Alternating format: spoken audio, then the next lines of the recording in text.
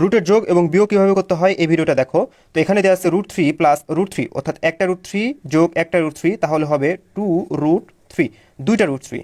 এখানে লক্ষ্য করো 3√5, অর্থাৎ তিনটা √5 যোগ দুইটা √5, তাহলে 3 2 5টা √5। কিন্তু এটা কিন্তু সম্পূর্ণ আলাদা। এখানে দেওয়া আছে √3 প্লাস √5, এই দুটা কিন্তু আলাদা। তাহলে এইটা আমি কিভাবে লিখব প্রশ্ন থেকে যায়। এটা হবে √3 প্লাস √5। হ্যাঁ, রুটের ভিতরে যদি একই সংখ্যা না হয়, অর্থাৎ ফিগার যদি আলাদা হয়, তাহলে আমরা যোগ করতে পারবো না। সংখ্যাটাকে এইভাবেই লিখতে হবে, বুঝতে পারছো তোমরা?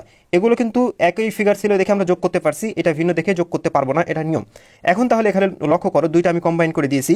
√3√2 প্লাস 2√2, অর্থাৎ তিনটা √2 যোগ দুইটা √2, তাহলে কয়টা √2 হয়ে যাচ্ছে?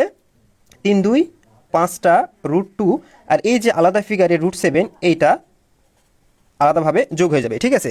এরকম আলাদা থাকলে এরকম আলাদাভাবে যোগ হয়ে যাবে। তাহলে যোগ শিখলাম, এখন আমরা শিখবো বিয়োগ কীভাবে করতে হয়। দেখো, √5 থেকে √5 বিয়োগ হয়ে যাচ্ছে। একটা √5 থেকে একটা √5 যদি বিয়োগ হয়ে যায়, তাহলে হয় এখানে 0। এখানে লক্ষ্য করো, 4টা √5 বিয়োগ দুইটা √5, তাহলে 4 থেকে 2 গেলে দুইটা √5, এইটা আলাদা।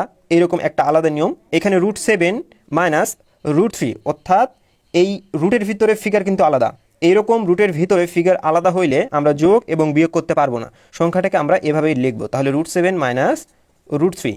তাহলে এটা আমি দুইটা কম্বাইন করে আবার দিয়েছি, দেখো √2 4√2 মাইনাস 2√2, অর্থাৎ 4টা √2 থেকে দুইটা √2 চলে গেল, তাহলে কয়টা √2 হলো?